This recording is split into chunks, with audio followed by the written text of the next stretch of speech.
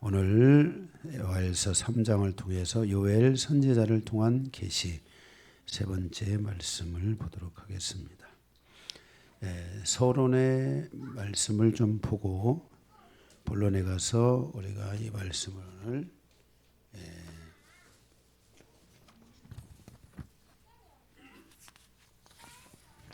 전체를 세 개의 대지로 나눠서 함께 보도록 하겠습니다.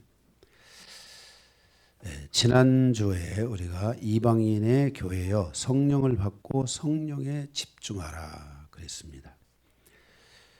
그 후에 2장 11절 후에 이렇게 말씀하고 있는데,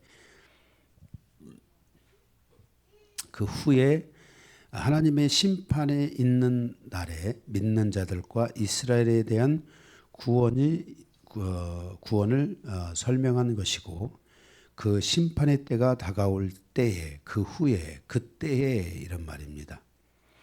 첫 번째로 지난 시간에 그때에 모든 사람에게 내가 성령을 부어주시겠다라고 말씀하셨습니다. 유대인이나 이방인이나 젊은이나 늙은이나 모든 자에게 내가 성령을 부어주시겠다. 여기에 우리가 하나님의 이 성령을 사모해야 되고, 이 하나님의 성령이 나의 삶을 지배할 수 있는 이런 그 영적 질서와 사모함을 가져셔야만 할 것입니다. 이거는 어떤 뭐가 얼마나 많이 알고 모르고의 문제가 아니라 하나님을 향해서 마음을 어떻게 여느냐의 문제라는 것을 꼭 기억해 주시기를 바라고요. 저는 굉장히 보수적인, 아주 극보수적인 그런 교회에서 신앙생활을 시작했는데, 그 속에서 제가 아무도 기도하지 않는 때에 제가 하나님 앞에 나아가서 몇 개월을 울면서 기도했던 적이 있습니다. 정말 그런데 그 기도의 시간을 통해서 제가 지금 생각해 보면 그때 그 하나님의 성령이 저의 이 심령 안에 확 젖어가지고, 제가 늘 그 신앙생활 하는 과정에 무슨 소리가 들렸습니다. 근데 그게 하나님의 음성이었던 거예요. 그 음성이 막 강하게 저를 사로잡고 저를 이끌어가니까 정말 제 의지와 관계없이 저는 밖에 누가 나가서 막 제가 뭔가를 막 이렇게 하고 그때 그런 부분들이 아니었는데, 정말 그 예수를 믿고 그 기도에 제가 한 교회를 나가고 나서 불과 한 2주 3주 만에 기도 시간을 제가 갖게 됐으니까, 교회 2주 3주 다니고 아무도 없는 교회에 가서 혼자 몇 시간씩 기도한다는 게 쉬운 게 아니잖아요. 그것도 목사님이 뭐 기도하게 나와라 이러면은 나갈 수 있지만은 목사님도 안 나오고 뭐 아무도 안 나오고, 제가 그랬잖아요. 그때 그 문이 잠겨져 있는데 제가 그 과일 깎는 칼 있잖아요. 2개를 가지고 가서 그거를 이렇게 탁 해가지고 팍 열면 그 문이 톡 따져요. 닫는 거는 그냥 오는 거고, 여는 거는 이제 그렇게 열고 들어가서 거기서 정말 2시간 3시간이고 울면서 기도했는데, 그때 기도할 때 저의 삶에 이미 하나님의 성령이 저에게 부어져 가지고 정말 저의 이 삶에 하나님의 영이 저를 지배하고 이끌어가는 그런 모습들이 있었고요. 정말 막 영혼을 보면은 성령께서 막 저에게 막 소리를 지르듯이 얘기해요. 가서 저 복음을 전하라고. 가서 저 사람에게 복음을 전하라고. 그러면 이거는 제 의지로 어떻게 할 수가 없어요. 가서 순종해야만이 되는 그런 은혜 속에서 저는 교회 나가가지고 제가 불과 한 달도 안 돼서 집에서 이렇게 버스를 타고 다니면서 그 버스에 타가지고 이제 그 동네 버스잖아요. 버스를 타서 거기 안에 들어가서 저에게 주어진 시간은 약 10분에서 길면 15분 정도밖에 안 되는 시간이었지만, 그 버스에 들어가서 거기서 차 안에 계신 승객 여러분, 저는 성경도 모르고 하나님도 잘 모르는 게 너무 많지만 제가 여러분들에게 지금 내가 알고 있는 내 마음속에 계신 예수님을 전하고 싶습니다 하면서 이렇게 복음을 전했어요. 그러면 막 사람들이 느낌에 막 변하는 것 같은 느낌이 들었어요. 예, 배를 타고 제가 이제 우리 그때 이제 그 장흥이라는 곳이 있는데 거기에 성도가 사는데 일주일에 한 번씩 그쪽 일주일에 한 2주일에 한 번씩 그쪽으로 구역 예배를 가는 거예요. 그쪽에 성도들이 있어가지고.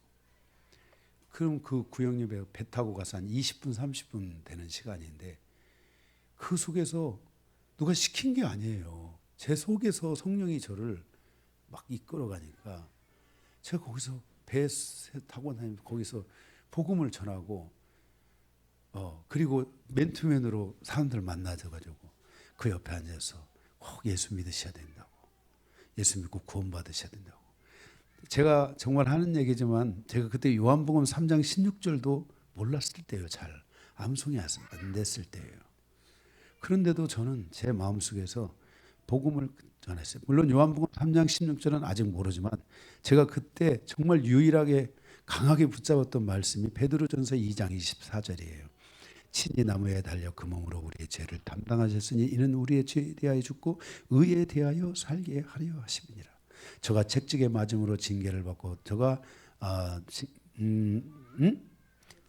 그의 찔림으로 우리가 나음을 얻었도다 하는 이 말씀만 붙잡고 그냥 그걸 전한 건 아니지만 그 말씀만 붙잡고 그렇게 제 삶이 하나님을 향해서 움직이는데 그게 저는 성령의 역사였던 것 같아요. 예, 그때 제 나이가 이제 막 19, 20살 요 라인 속에 있었는데, 그러니까 이 하나님의 성령에 집중하기만 하면은 정말 하나님의 이 성령이 우리의 삶을 변화시키는 거예요. 예, 변화시켜요. 예, 정말 그때로부터 시작해서 정말 하나님께서 제 개인의 삶에 개인적으로 이제 역사하시기 시작하는데 정말 그 하나님의 성령은 우리 인생을 바꾼다. 우리 인생의 운명을 바꾼다. 꼭 목회자의 길을 가지 않더라도 하나님의 성령이 우리의 운명을 바꾼다는 사실을 여러분들이 꼭 기억하고요. 그 하나님의 성령을 갈망하고 구하고 그런 사람들이, 그런 성도들이 되셔야 됩니다. 예, 특별히 이 종말의 시대가 가까우면 가까울수록 성령의 역사는 더 강하게 나타난다는 것을 아셔야 됩니다. 그래서 여러분들이 하나님의 성령의 충만함을 구하고 성령님을 늘 기도하고 성령님을 늘 생각하는 그런 삶이 되기를 원하고요. 아직까지 나는 성령 세례가 뭔지 모른다. 내가 구원은 받았지만 성령 세례가 뭔지 모른다 하는 분들은 이 성령 세례에 대한 것을 구해야 되고 이 성령 세례를 하나님 앞에 달라고 기도해야 됩니다. 왜냐하면 우리가 사도행전에 보게 되면 그 아볼로가 주의 말씀을 복음을 가지고 예수의 복음을 가지고 십자가를 가지고 복음을 전하잖아요. 그래서 많은 사람들이 구원을 얻습니다. 그죠? 사도행전에 나오잖아요. 구원을 얻는데 어느 날 사도 바울이 그 아볼로가 있는 그곳에 가서 너가 복음을 전하는데 그 복음을 전하는 모습이 너무 아름다운 거예요. 그래서 가서 묻는 거예요. 너가 성령을 받았느냐? 그러니까 나는 성령이 있음도 들어보지 못했다. 이렇게 하자 그 사도 바울이 성령 세례를 베풀어요. 이렇게 안수를 해서 성령 세례를 베푸는데 그때부터 이 아볼로와 함께 거기에 있었던 이 에베소 교회 그의 성도들이에요. 그 성도들 안에 성령의 강한 역사들이 일어납니다. 그리고 이제 아볼로는 하나님께서 사도 바울을 통해 너는 고린도로 가서 그 고린도 지역에 복음을 전해라 해서 고린도로 보내서 그곳에 동역자들과 함께 그 복음을 전하게 되고요. 그리고 그 에베소 교회는 이제 사도 바울이 두란노에서 3년을 가르쳐서 그 에베소 교회가 전 세계에 이 하나님의 말씀에 영향력을 미치는 그런 놀라운 역사를 일으키잖아요. 이게 바로 하나님의 성령의 역사예요. 우리가 성경에 대해서 우리가 하나만 하는 것이 아니라 모든 것을 알아야 되고, 하나님의 성령이 내 안에서 존재하는 것만 알아야 되는 게 아니라 하나님의 성령이 내 안에서 어떻게 역사하는지 이런 것들을 여러분들이 아시고 성령 안에서 여러분들이 깨어나고 성령 안에서 살아가시기를 바랍니다. 이 성령의 역사 가운데 가장 강력한 역사가 뭐냐면은 말라기 선지자가 예언을 했던 말씀처럼 말라기 4장 6절에 아버지의 마음을 자녀에게로 돌리고 자녀의 마음을 아버지에게로 돌리는 이 놀라운 일을 이루어 주신다는 겁니다. 그래서 세대 간의 차이가 있는 게 아니라 세대 간의 사랑이 있고 세대 간의 공경이 있는, 존경함이 있고 서로를 아끼고 소중하게 여기는, 세대와 연합해서 마지막 세대를 살아가고 어느 세대에 가든지 그 세대가 그 삶에 있는 문제들을 함께 극복해가는, 젊은이의 아들의 열정과 아버지의 그 경험과 이런 것들이 하나로 뭉쳐져서 이 마지막 때를 살아갈 수 있는 이런 새로운 시너지, 이런 에너지들을 우리가 얻게 하고 이것들을 이루게 하는 것이 성령의 강력한 역사인 것입니다. 그래서 성령 안에서 내가 뜨거워져야만이 나도 변하고 내 자녀들도 뜨거워져야만이 그 안에서 변하면서, 성령은 우리를 사랑의 줄로 하나 되게 하는 영이잖아요. 그렇죠? 성령은 우리를 하나 되게 하는 영이라고 성경에 말씀하고 있어요. 그래서 예수님께서 가시면서 내가 너에게 또 다른 보혜사를 너에게 보내노니, 예수님도 보혜사였는데 또 다른 보혜사를 보내노니 이 보혜사는 우리를 진리 가운데로 인도할 뿐만 아니라 우리를 하나 되게 한다 그랬어요. 그러니까 성령에 우리가 집중하게 될 때 우리가 서로 하나 되는, 함께 기뻐하고 함께 즐거워하고 함께 울고 함께 기도하고, 이런 이 성령의 이 하나 되게 하는 줄로 우리가 이게 딱 메어져야만이 우리가 하나님이 기뻐하시는 일들에 대한 시너지, 우리가 혼자는 힘들잖아요.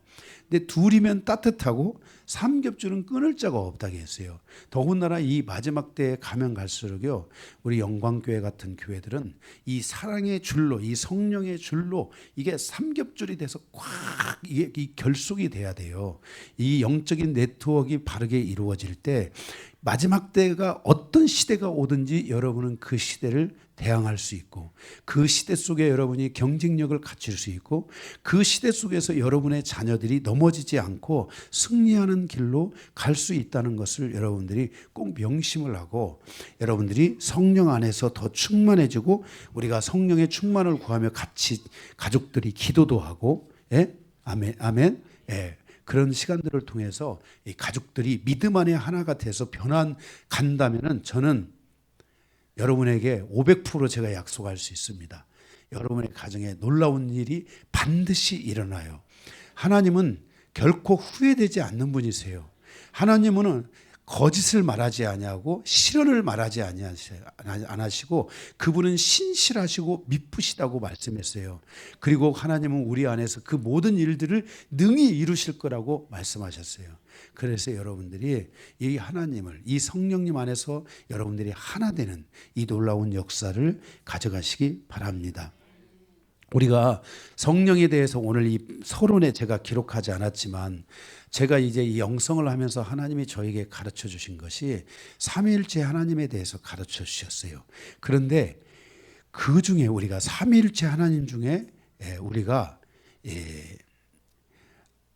하나님을 이렇게 보면 아버지를 예수라고 하지 않고 아버지를 성령이라고 아버지를 성령이라고 해요. 아버지를 예수라고 하지 않고 아버지를 성령이라고 하고, 예수를 아버지라고 하지 않고 예수를 성령이라고 해요. 그러니까 성령은 예수님의 영이기도 하고 성령은 아버지의 영이기도 한 거예요. 그래서 이 성령만이 이 하나 되게 하는 영으로서의 역할을 하게 되는 거예요. 그래서 여러분들이 이 성령 안에서 충만하게 될 때 아버지가 원하는 열매를 향해서 갈 수도 있고 예수 그리스도가 원하시는 그 능력과 그 주권과 그가 행하시는 모든 사역들을 향해서 갈 수가 있는 거예요. 그래서 우리가 성령으로 충만하게 되면 우리 이 성령의 충만함은 때에 따라서 아버지의 역사를 이루고 때에 따라서 그리스도의 역사를 이루게 되는 거예요. 그래서 이 성령은 우리에게 너무너무나 중요한데 이 성령을 내가 너희에게 부어주겠다고 했잖아요. 강요한 목사가 변화된 것은 이 말씀 때문에 변화된 게 아니에요. 이 말씀을 제가 받을 수 있도록 어느 날 성령이 저를 강타하신 거예요. 제가 기도하는데 정말 저는 성경도 모르고 하나님도 모르고 예수도 잘 모르고 목사이면서도 그것을 몰랐어요. 성도들을 어떻게 세워야 되는지를 몰랐어요. 설교는 했지만 항상 그거에 대한 두려움이 하나님에 대한 두려움, 예수에 대한 두려움, 성경에 대한 두려움이 제 속에 항상 존재했던 거예요. 목사지만. 그런데 이 영성의 시간을 통해서 어느 날 정말 저에게 정말 너무나 소중한 시간이 저에게 왔는데 하나님 앞에 가서 기도해야 되겠다는, 기도할 수밖에 없는 정말 절망의 끝, 그 절망의 끝에 있었기 때문에 기도하지 않으면 살 수 없다. 그러니까 차라리 기도하자 죽자 하는 이 마음을 가지고 기도를 시작했었는데 그때 기도를 하는데 어느 날 성령이 오셔서 저를 정말 뭔가를 저를 확 하고 강타했는데 제가 그 얘기 했잖아요. 제가 저기 2m에 떨어져가 2m 앉아서 기도하는데 제가 2m로 날아가서 떨어져 가지고 밤에 제가 일어날 수가 없는 거예요. 그리고 일어나지 못하면서 제 눈에서 눈물이 나면서 회개가 시작되는데 이때부터 제가 회개의 기도가 열리기 시작한 거야. 이 놀라운 역사. 그리고 성령께서 저에게 이 말씀을 깨닫게 해주신 거예요. 성령은 우리를 어디 가운데 인도한다고요? 진리 가운데로 인도하는 분이잖아요. 네. 그래서 이 마지막 때에 지금 이 요엘 선지자가 지금부터 2800년 전에 이 요엘 선지서에 있는 것들은 하나도 이루어진 것이 없어요. 지금 뭔가 이루어진 게 아니라 앞으로 다 이루어질 사건에 대한 예언이에요. 여러분들이 요엘서 1장, 2장, 3장을 보면 뭐가 이루어졌어요? 하나도 안 이루어졌어요. 그냥 앞으로 이루어질 일에 대한 것을 말하는데 그 마지막 때에 내가 너희에게 나의 영을 부어주겠다 그랬는데 그때가 북이스라엘이 멸망할 때도 아니고 남유다가 멸망할 때도 아니고 이스라엘이 세계를 향하여 유린하며 살아갈 때도 아니고 말라기 선지자가 예언할 때도 아니고 세례 요한이 마지막 선지자인 세례 요한이 왔을 때도 아니었어요. 그때는 예수님이 오셨을 때도 아니고 예수님이 오셔서 십자가에 죽으시고 부활하신 다음에 40일, 그래서 그 십자가에 죽으시고 주님 아버지께로 간 날 10일을 합해서 40일과 이 10일을 합해서 우리는 오순절이라고 그래요. 성령의 강림한 날이다 이거예요. 오순절. 그때 40일을 기다리고 있는데 마가의 다락방에서 기도하고 있는데 그때 성령이 그곳에 그 요엘서에서 말씀한 그 하나님의 강력한 성령이 그곳에 임하기 시작한 거예요. 예. 그러니까 우리가 이 한 선지자의 이러한 말씀이 그러니까 그때로부터 해서 800년이 흐르고 난 뒤에 바로 그 사건이 그 땅에 일어나기 시작하고 그것이 그 성령의 역사가 유대인을 위한 성령의 역사가 아니라 유대인보다도 누구를 위한 성령의 역사냐면 이방인을 위한 성령의 역사였던 거예요. 이방인을 위한 그 놀라운 역사가 그 성령의 바람이 이방인들의 전 세계를 돌아서 이제는 그 마지막 끝자락에 와 있어요. 우리에게 만약에 지금 하나님이 주시는 축복의 단비가 있다면 그것은 이른 비가 아니라 이제는 늦은 비, 마지막 축복만 우리에게 있다면 남아있을 거예요. 만약에 그 마지막 축복도 다 지나갔다면 우리에게는 지금 하나님이 우리에게 주신 그 모든 그 영적인 에너지들, 말씀, 성령을 붙들고 우리는 여기서 지금 부상해야 돼요. 여기서 우리는 일어나야만 되는 그런 시대를 우리가 살아가고 있는 거예요. 이 모든 것들을 우리에게 가능케 하는 것이 성령이시라는 것을 알아야 돼요. 그래서 여러분들이 성령으로 더 충만해져야 돼요. 성령으로. 응? 예, 성령으로 충만해지면요. 정말 너무 여러분의 모습도 너무너무 아름다운 모습으로 변하고 있는 것을 보게 됩니다.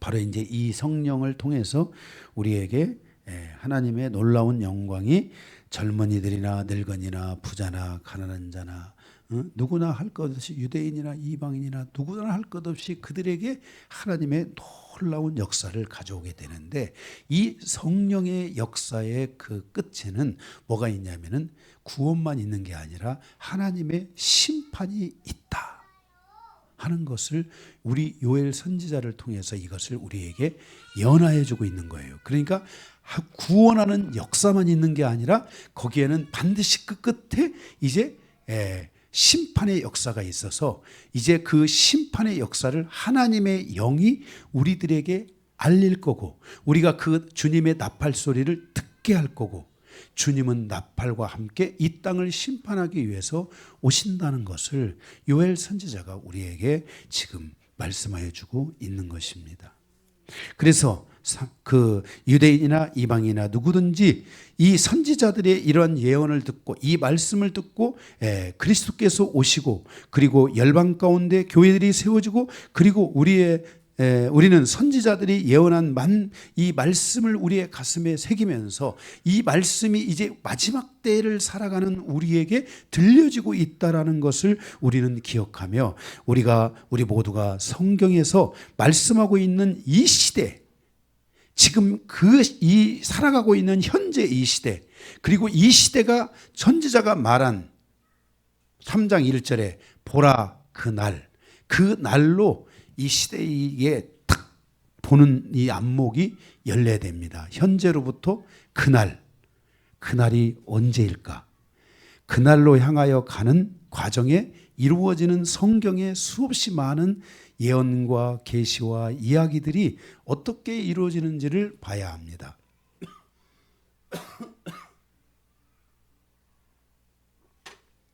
그러니까 그날을 보기 위해서는 그날만 보면 잘못하면 미혹되잖아요. 우리가 말씀을 가진 자들이 조심해야 될 것은 미혹되는 거예요. 그럼 우리가 미혹되지 않으려면 어떻게 해야 되냐면 바로 오늘이라는 이 시간이 나에게 어떤 삶을 주고 있고 이 삶이 나를 어떻게 이끌어가고 있는가. 거기에서 우리는 이 삶이 과거적인 삶으로 가면 안 된다고 했어요.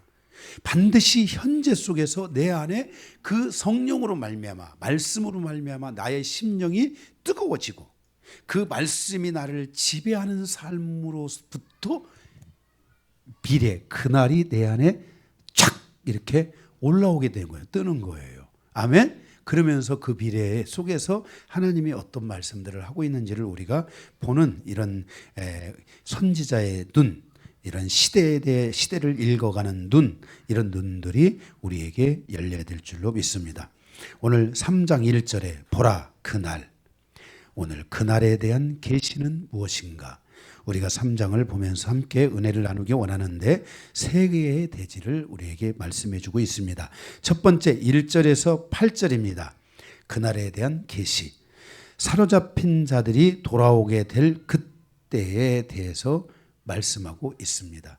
사로잡힌 자들이 돌아올 그때에 거기 보시면 여러분들이 제가 성경을 읽는 시간이 있는지 한번 보고요. 성경을 1절에서 8절 말씀에 보면요. 보라 그날 내가 유다와 예루살렘 가운데 사로잡힌 자들이 돌아오게 할 그때에 사로잡힌 자들이 돌아오게 할 그때에. 그래서 여기에 대해서 우리가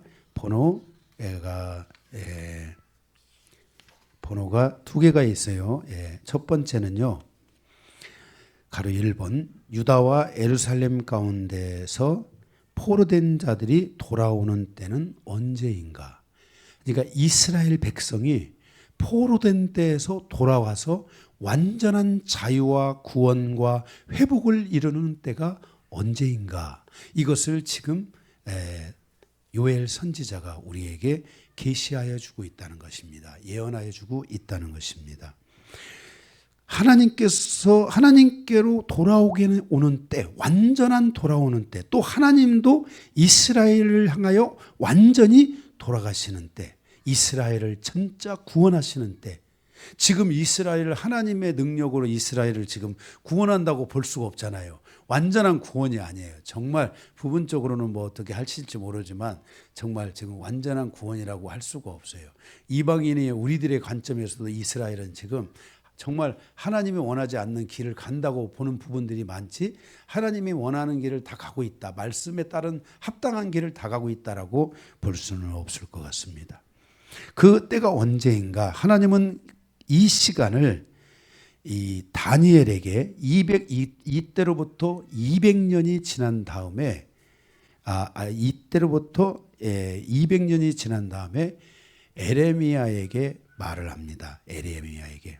그러니까 이 요엘의 이 말씀이 전하고 나서 200년 있다가 누가 망하냐면 남유다가 망하는 거예요.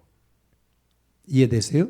200년 있다가 남유다가 이제 망하게 되는데, 그 남유다가 망할 때에 그때에 그 에레미야에게 말하기를 70년 있다가 너희는 바벨론에 70년의 포로 생활을 하게 될 것이고, 그 70년 있다가 너희들은 다시 구원을 얻게 될 것이다. 이렇게 에레미야 선지자를 통해서 하나님께서 이제 그것을 예언을 하게 하세요. 에레미야 선지자가.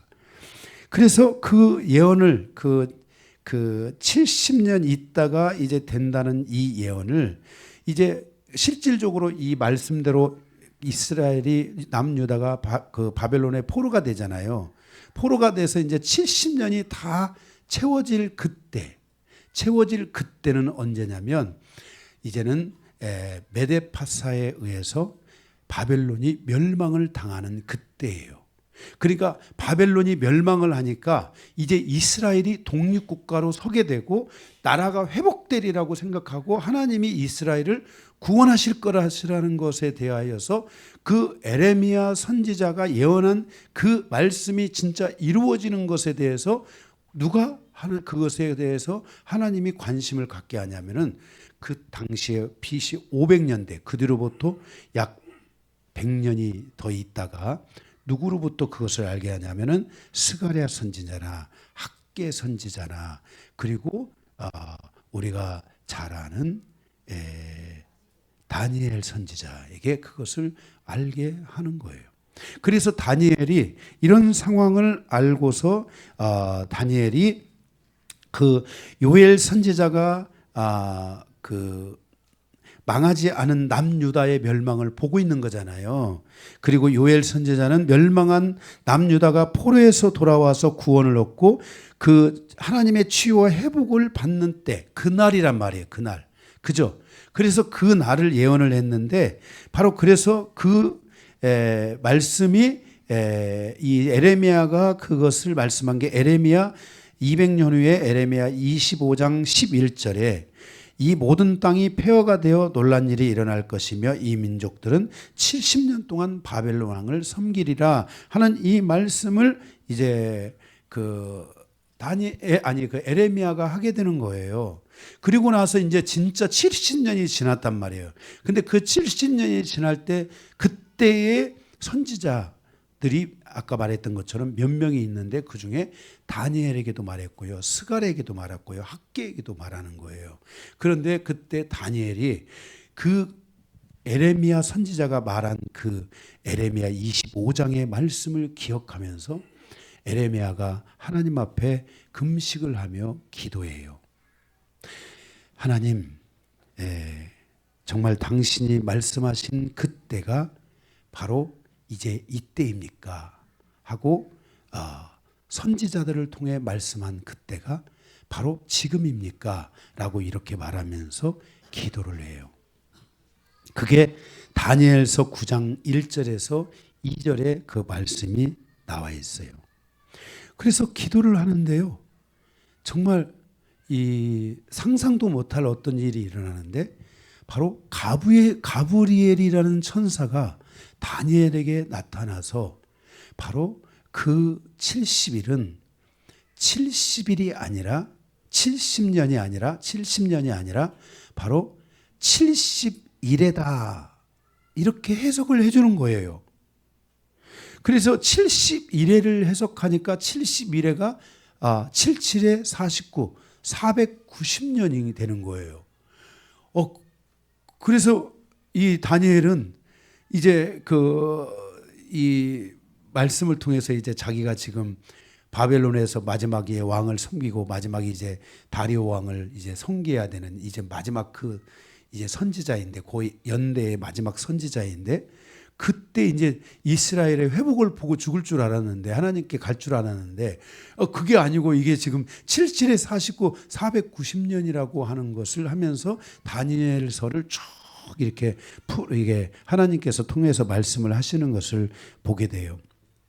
그리고 다니엘에게 이 말씀하신 이 70년이라는 70일이라는 이것이 연속적인 연대의 연결이 아니라 69일회가 지나고 나서 마지막 한 일회를 기다려야 된다는 것을 또 예수님이 얘기하는 거예요.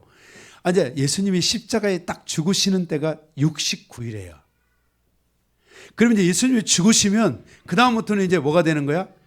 7년 마지막 환란이 시작되고 그 마지막 시간이 지나가게 되면 이제 천년왕국이 오고 예수님이 오시고 천년왕국이 오고 정말 말 그대로 하나님께서 말씀하신 그 날이 이제 완전히 이르게 되는 거예요. 그리고 그때 당시에 보면은 이제 이 이스라엘도 지금 이제 뭐예요? 이방인들로부터 공격을 많이 받고 있고 그런 때잖아요. 그래서 누구도 이 말씀을 의심한 사람이 없어요.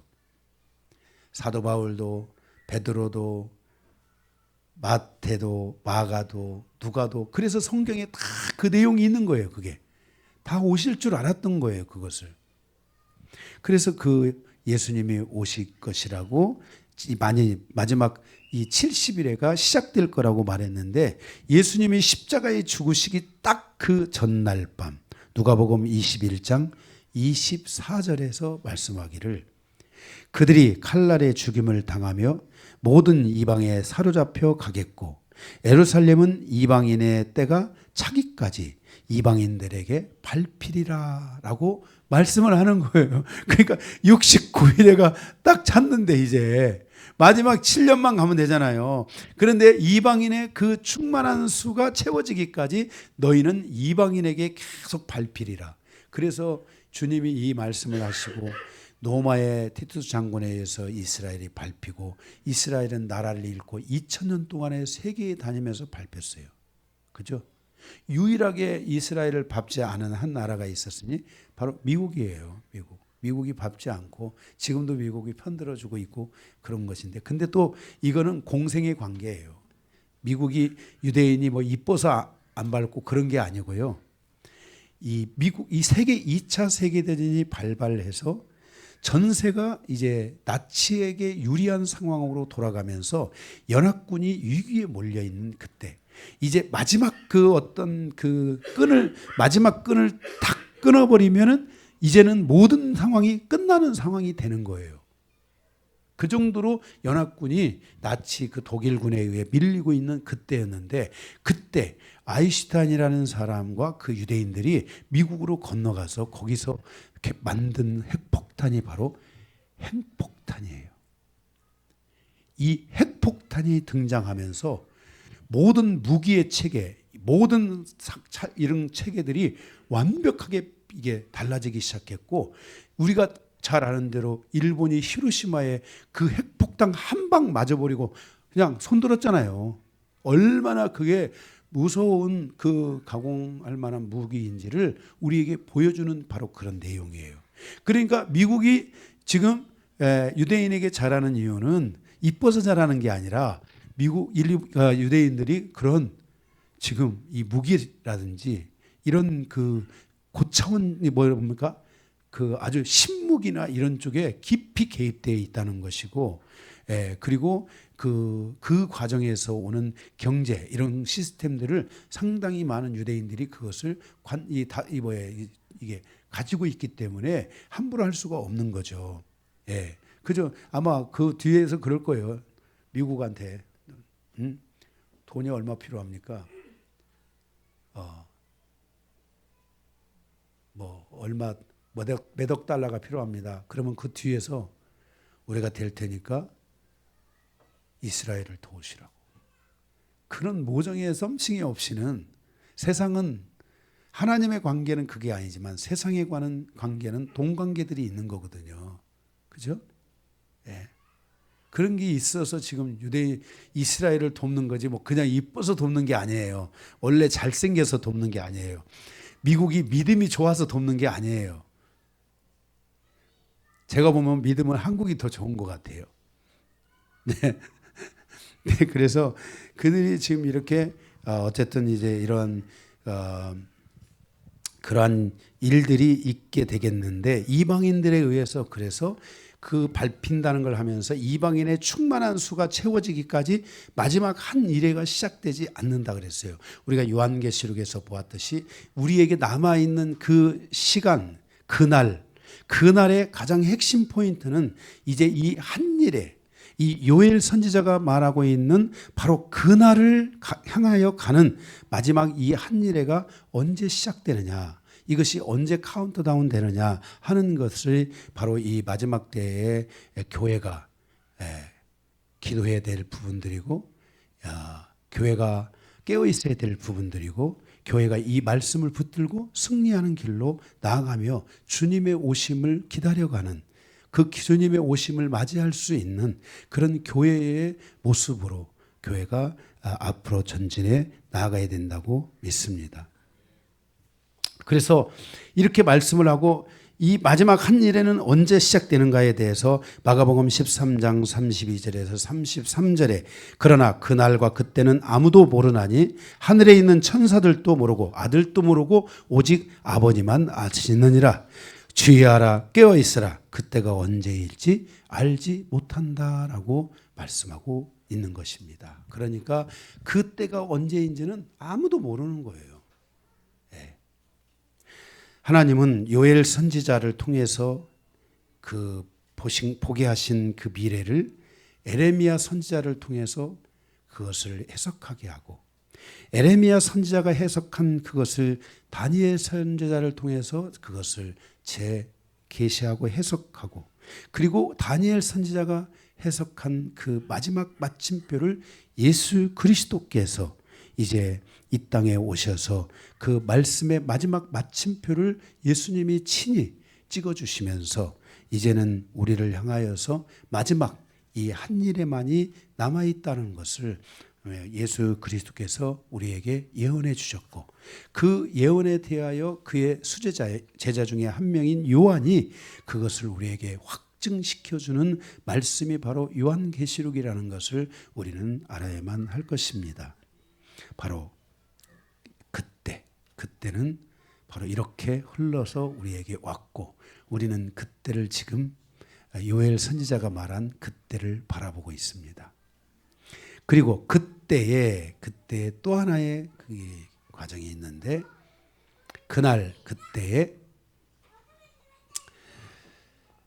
2절부터 8절을 보면 내가 만국을 모아 데리고 여호사밧 골짜기에 내려가서 그때가 뭐가 있냐면 여호사밧 골짜기가 열리는 때입니다. 바로 이 여호사밧 골짜기는 하나님의 판결을 받는 골짜기, 판결의 골짜기다라는 뜻을 가지고 있습니다. 3절에 보면 3절에 말씀이 실제로 이스라엘 땅에서 벌어지고 있죠.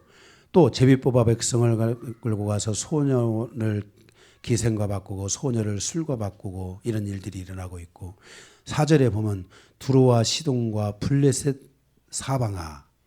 자, 두로와 시돈과 블레셋이 이 여호사밧 골짜기를 여는 결정적인 역할을 하게 되는 바로 주역들이라는 것을 우리에게 말씀하여 주고 있는 것입니다. 1948년 5월 15일 이스라엘이 독립을 선포하고 예루살렘으로 돌아오면서 하나님의 판결을 받는 골짜기, 즉 여호사밧 골짜기가 열리기 시작하고 있다고 봐야 되는 것입니다. 다 열린 것은 아니어도 이때로부터 여호사밧 골짜기는 열리기 시작했습니다. 이때로부터 이스라엘은 아랍 국가들의 이스라엘을 공격함으로써 이스라엘을 이제 그 이스라엘 땅에서 몰아내고자 하는 그런 전쟁들이 계속 발발하게 됩니다. 그래서 팔레스타인 전쟁, 이 중동 전쟁, 1차 전쟁이 일어나게 되고요. 그때 아랍 국가들이 이스라엘을 공격한 전쟁입니다. 그러나 이 전쟁을 이스라엘의 승리로 끝나 많은 팔레스타인이 난민이 되어 아랍 각국으로 이주하게 되는데 바로 그 이주하면서부터 시작된 이 팔레스타인 자치주구라는 이런 것들이 생겨나게 된 겁니다. 원래부터 있었던 것이 아닙니다. 그러니까 원래는 같이 공존하기 위해서 왔던 것인데 그들이 전쟁을 통해서 이스라엘을 공격하자 이스라엘이 그러한 세력을 분할하기 시작하면서 이스라엘 땅을 만들어가기 시작한 겁니다. 1956년 2차 중동 전쟁인 수에즈 전쟁이 일어났으며 1964년부터는 팔레스타인 해방기구 PLO가 조직되어 게릴라 활동을 시작하게 됩니다. 그리고 1967년 이스라엘은 아랍 국가들의 기습 공격을 가게 이집트 시나이 반도와 시리아 요르단의 일부 지역을 점령하게 됩니다. 여기에 보면은 시리아 나오잖아요. 여기 두로와 시돈과 그게 바로 시리아 쪽입니다. 그 다음에 여기 블레셋이 나오잖아요. 블레셋은 지금의 가자지구, 팔레스타인 자치지구라고 하죠. 바로 그곳에 해당하는 것을 볼 수 있게 됩니다. 바로 이렇게 이로 말미암아 더 많은 팔레스타인 난민들이 생겨났고 수에즈 운하가 1995년까지 폐쇄되기에 이르렀습니다. 이 전쟁의 패배는 아랍 세계에 큰 충격을 주었고 그들의 단결을 강화하는 계기가 되었습니다. 그리하여 아랍 산유국들은 석유 수출국 기구 OPEC라는 석유 수출국 기구를 결성하여 석유 공급의 제한 및 가격 인상 등을 통해서 석유 전략으로 나가서 우리가 옛날에 그 오일 파동 막 이런 것들이 일어나고 그러잖아요. 바로 이러한 것들이 원인이 돼서 이렇게 그 중심에는 바로 이스라엘이 거기에 있었던 것입니다. 1973년에는 이집트와 시리아, 지금 아까 말한 두로와 시돈 있는 그쪽이 시리아입니다.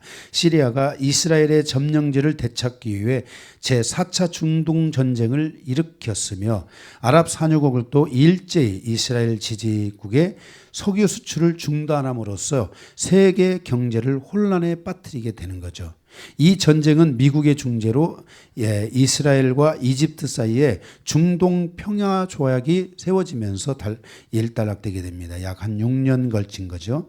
그러나 그 후에 시리아를 비롯한 많은 아랍 국가들은 이스라엘과의 분쟁 관계를 계속하게 된 겁니다. 그러니까 지금 이 요엘 선지자가 이러한 현재적 상황이 일어나기 전 2800년 전에 이런 것을 예언하고 있다는 것입니다. 그리고 그 말씀은 변하지 않고 지속적으로 그 말씀의 방향성은 더욱 강화되어 우리에게 다가오고 있다는 것입니다.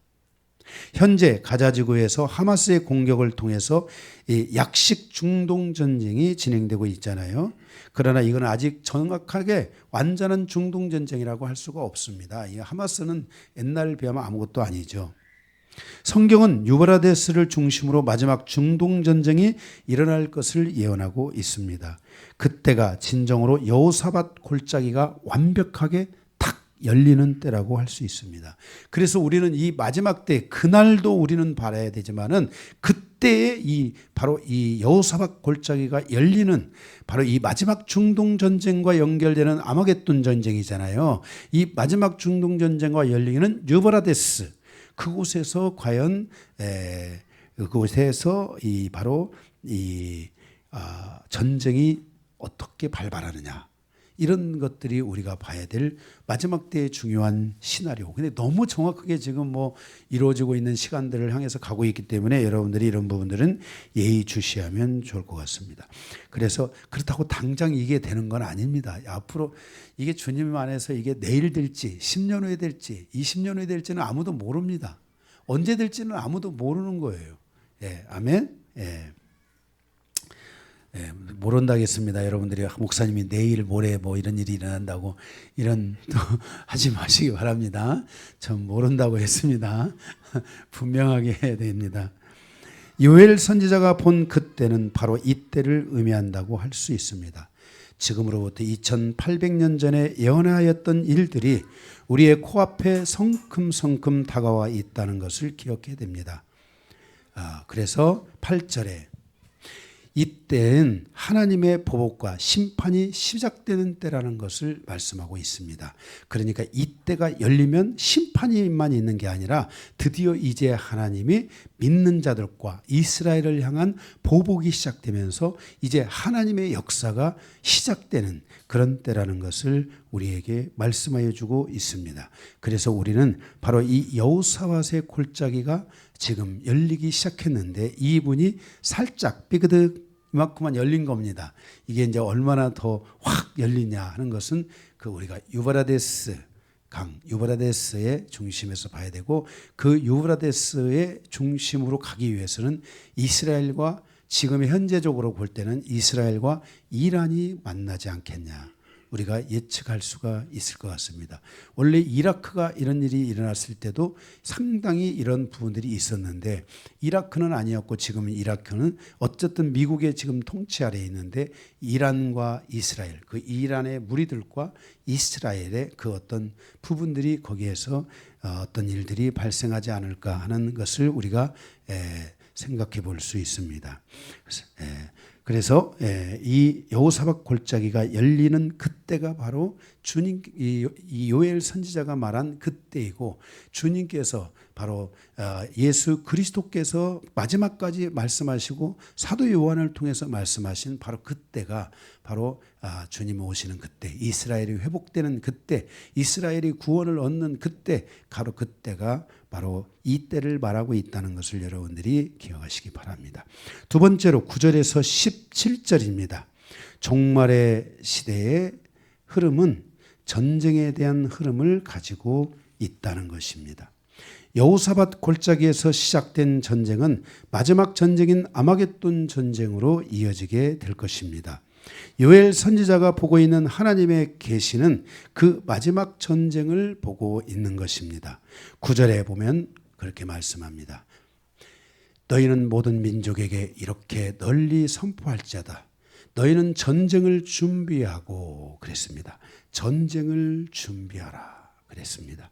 10절에 보게 되면은 너는 보습을 쳐서 칼을 만들지어다. 이제는 전쟁 무기를 만들라. 이렇게 말씀하고 있습니다. 11절에 보게 되면은 사면의 민족들이 이스라엘을 애워싸는 때가 올 것이다. 이렇게 말씀하고 있습니다. 실제 이런 일이 일어날까요, 안 일어날까요? 여러분들이 성지순례 가보면 지금도 이스라엘은 이 사면의 이방 나라들로부터 철조망을 통해서, 이렇게 철책을 통해서 이스라엘의 영토가 보호되고 있는데 그게 무슨 힘이 있겠습니까? 무너뜨리려고 하면, 그죠? 어느 날인가는 그 모든 철조망들이 다 이제 무너지고 바로 그곳에 이스라엘을 둘러싼 이런 일들이 일어나게 될 것을 말씀하고 있습니다. 12절에 민족들아 일어나서 여호사밧 골짜기로 올라올지어다. 이거는 지금 이방의 그 이스라엘을 공격하는 자들을 향해서 예수님께서 올라오라고 말씀하는 거예요. 왜? 내가 이제 심판하겠다 이거죠. 예, 올라올지어다. 그래서 사방 민족들을 다 심판하실 때가 된다는 것을 말씀하고 있습니다. 13절에 너희는 낯을 쓰라 곡식이 이것도다. 와서 밟을지어다. 포도주들이 가득히 차고 포도주에 독이 넘치르니 그들의 악이 크미로다. 그래서 악에 대해서는 심판이 있지만은 이제 이 낯을 쳐서 이제 마지막 추수가 이루어지게 될 것을 말씀하여 주고 있습니다. 그래서 이때 회개하지 않고 하나님을 믿지 않는 자들은 하나님의 심판을 받게 된다는 것을 우리는 지난 요한계시록의 말씀을 통해서도 수도 없이 많이 보았습니다. 이 마지막 전쟁이 요한계시록 16장에서 말씀하고 있는 바로 이 아마겟돈 전쟁입니다. 바로 이 전쟁을 준비하라고 말씀하고 있는 것입니다. 그 요한계시록 16장 12절에 보면 여섯째 대접을 유브라데에 쏟습니다. 그때 동방에서 오는 왕들이 길이 예비되었는데 그들이 유브라데를 건너 아마겟돈 즉 므깃도 언덕에 집결하여 큰 전쟁을 치르게 되는 겁니다. 이 내용이 뭐냐면 유브라데스에서 모여가지고 그곳에서 아마 중동에 있는 이 나라들이 크게 당하는 것 같습니다. 이 당하거나 이렇게 하는데 아니면은 이스라엘이 전세적으로 거기 가서 뭔가를 해야 되는데 그 전세를 압도하지 못하고 후퇴하는 겁니다. 후퇴를 해서 이들이 지금 어디로 오냐면 므깃도라는 게 오게 되는 겁니다. 므깃도 가봤지, 그 다들 같이 간 사람들. 그냥 돌무더기로 있는 그런 돌산 같은 그런 곳이에요. 그런데 그곳이 어마어마하게 솔로몬 시대부터 시작해서 거기서 마병들을 키우고 군대를 양성하고 했던 그런 곳으로서 아주 넓은 그 들판이 있습니다. 정말 이제 그곳으로 그들이 모여져서 마지막 이제 전쟁을 치르는데 이 중동 전쟁의 역사 안에서 이스라엘이 이 므깃도를 뺏은 사건은 굉장히 군사적으로 중요한 사건이라고 할 수 있을 것입니다. 그래서 이들은 이 마지막 므깃도를 다시 점령하기 위한 이런 모든 에너지들이 총망라해서 바로 이 므깃도를 향해서 그들이 이제 마지막 모이는데 이 전쟁을 우리는 아마겟돈 전쟁이라고 할 수 있겠습니다. 바로 이 모든 왕들에 대한 이들을 심판하는 전쟁인 것입니다. 이때 므깃도 언덕에 모였는데 이때 새 영이 아마겟돈으로 왕들을 모이게 할 것이다 그랬습니다. 그 새 왕들은 개구리 같은 더러운 영인데 그 더러운 영들은 바로 용의 입, 사단의 이 거짓말. 야, 너네가 이길 수 있어. 너희들 가서 막 저들을 다 짓밟아라. 막 사단이가 막 얘기하는 겁니다. 사람들의 생각 안에 막. 응? 가서 짓밟아라. 근데 그게 내 소리인 줄 알았는데 그 소리가 누구 소리예요? 사단의 소리죠. 그런 사단의 참소들. 그 다음에 짐승의 입, 짐승의 적그리스도의 입, 그죠? 왕은 왕인데 이 사단의 추종자, 사단의 영을 가지고 있는 이 적그리스도의 이들. 그래서 막 그 안에서 막 참수를 하고 막 그 정치적으로 도저히 있을 수 없는 일인데도 막 사람들을 막 참수하고 이번에도 하마스의 공격을 받은 이스라엘의 많은 어린 생명들이 참수형을 당한 거예요. 참수형이 뭔가 아시죠? 세워놓고 목을 탁 쳐서 그냥 목이 땡강하고 떨어지는 참수형이에요. 아우 정말 이런 참수형들 거짓 선지자의 입. 막 입을 통해서 막 사람들을 미혹시키고 막 지금도 이 전쟁을 하면서 막 얼마나 많은 미혹시키는 말들이 많습니까? 그죠? 이쪽 하마스 쪽에서는 말을 막 하는 거죠. 방송을 내보내는 거죠. 막 있으면 저거 막 해가지고 막 때려 부쉈다 어쩌다 해가지고 막 여기 애기들이 몇 명이 있고 막 해서 하고 지기들이 애들을 방패로 삼으면 어떻게 해요? 그죠? 이 아주 이 거짓 선지자들 미혹하는 이게 정말 하나님을 유린하고 마치 하나님이 이 모든 이 전쟁의 세계에 있어서 이 더러운 모든 역사를 마치 하나님이 지배하고 이것들을 이끌어가는 것처럼 포장하고 하나님을 유린하고 하나님을 욕되게 하고 그래서 신성 모독하는 이런 많은 일들이 실질적으로 그 속에서 일어날 수 있다는 것을 말씀하고 있습니다. 바로 이 전쟁, 이러한 전쟁이 우리를 향하여 온다는 것을 요엘 선지자가 말하고 있는 겁니다. 그래서 이 전쟁이 우리가 성경에서 요엘 선지자가 예언한 이 전쟁이 북이스라엘의 전쟁도 아니고 남유다가 멸망할 때의 그런 전쟁도 아니고 그것도 그런 거에 포함되겠지만은 궁극적으로 여기에 몇 가지들이 다 빠지는 거예요. 부족한 거예요. 10가지 중에서 북이스라엘이 멸망한 거 2가지, 3가지 들어갈 수 있어요. 남유다가 멸망한 거 4가지, 5가지 들어갈 수 있어요. 그러나 성경에서 그 선지자가 보고 예언했던 그 예언은 바로 그것을 포함하고 있지만은 이것은 계속된 재계시를 통해서 더 강력한 진정한 10가지 중에 10가지가 완전히 이제 채워져가는 이러한 마지막 때에 대한 것들을 우리에게 성경이 요엘 선지자를 통해서 말씀한 이것들이 우리에게 실제 이루어지고 있다는 것을 말씀해 주고 있는 것입니다. 세계는 전쟁으로 인한 큰 혼돈의 시간 속으로 흘러 들어갈 수 있다는 것을 말씀하고 있습니다. 이때 사람들은 하나님을 대적할 것입니다. 그래서 우리는 반드시 기억해야 됩니다.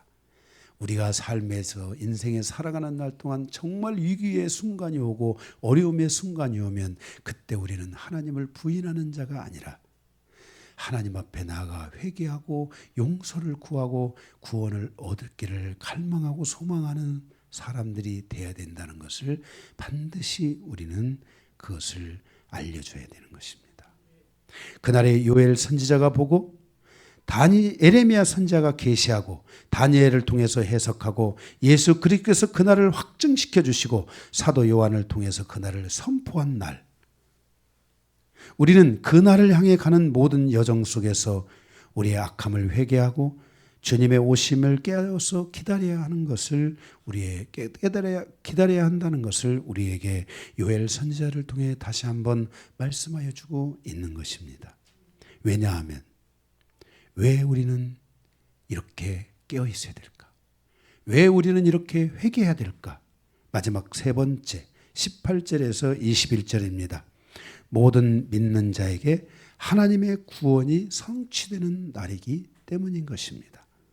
14절에 보면 사람이 많으며 심판의 골짜기에 사람이 많으며 심판의 골짜기에 여호와의 날이 가까이 오미라. 해와 달이 캄캄하고 별들이 그 빛을 거두었도다. 여호와께서 시온에서 부르짖고 예루살렘에서 목소리를 내시리니 하늘과 땅이 진동하리로다. 그러나 여호와께서 그의 백성의 피난처 이스라엘 자손의 산성이 되시리로다 그랬어요. 그러니까 지금 이때가 되면은 14절에서 17절에 있는 말씀처럼 이 날에 이스라엘과 예루살렘에 대한 진정한 구원과 치유와 회복이 임하는 그날이며 이방인에 대해서도 동일한 은혜가 임하는 바로 이방인 믿는 자들에 대해서도 동일한 은혜가 임하는 그날이라는 거예요. 바로 그날은 13절 말씀처럼 너희는 낯을 쓰라 곡식이 익었다 그랬어요. 마지막 낯을 통해서 정말 하나님 앞에 구원할 자들을 살뚝살뚝 잘라내야 되는 그런 중요한 시간이라는 것을 말씀하고 있고 그 시간에 정말 익은 자들이 있다는 거예요. 두려움에 떨면서 회개하고 하나님 앞에 구원을 요청하는 영혼들이 있다는 거예요. 요엘과 에레미야와 다니엘을 통해서 계시하신 이스라엘에 대한 진정한 구원과 회복이 바로 이루어지는 때라는 것을 말씀하고 있어요. 14절에 보면 그때 심판의 골짜기가 열리면 15절 전 세계적으로 자연재앙이 일어나게 될 것을 말씀해요. 15절 해와 달이 캄캄하며 별들이 그 빛을 거두었도다 그랬어요. 자연재앙으로 인해서 바로 이런 일들이 실질적으로 일어나다고 요한계시록에서 우리가 들었잖아요. 16절 17절 그러나 이스라엘에 대한 하나님의 구원이 임하게 됩니다. 그러니까 전쟁이 일어나고 전쟁에 대한 역사들이 진행될 때 그때 자연재해적 현상도 강하게 또 같이 일어나는 거예요. 그죠? 예. 그러나 이스라엘에 대한 구원이 하나님 앞에 있다는 거예요. 18절에서 21절 이스라엘을 향한 하나님의 완전한 구원이 이루어질 것을 요엘 선지자가 예언하고 있다는 것이에요.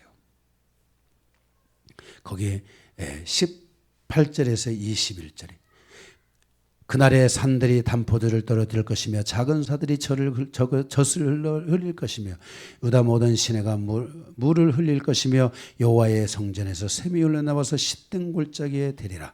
그러나 애굽은 황무가지가 되고 에돔은 황무지들이 되리라. 이는 그들이 여호와의 유다 자손에게 포악을 행하여 무죄한 피를 그들에게 흘렸음이로다. 유다는 영원히 있겠고 예루살렘은 대대히 있으리로다라고 말씀하고 있어요.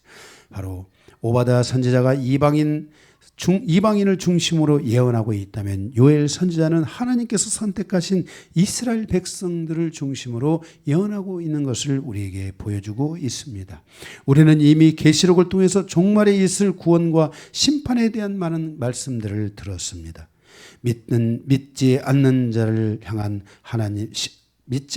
향한 심판과 믿는 자를 향한 구원의 때가 점점 다가오고 있다는 것을 요엘 선지자의 말씀을 통해 우리는 다시 한번 볼 수 있게 되는 것입니다. 마지막 때를 살아가는 성도들은 항상 깨어서 준비하는 성도들이 되어야 됩니다. 만일 주님이 오늘 오신다면 우리는 준비되어 있습니까? 우리 자신들을 돌아보며 정말 준비하고 준비되어 있는 그런 성도로서 살아가기를 주님의 이름으로 축복합니다. 말씀을 마치겠습니다.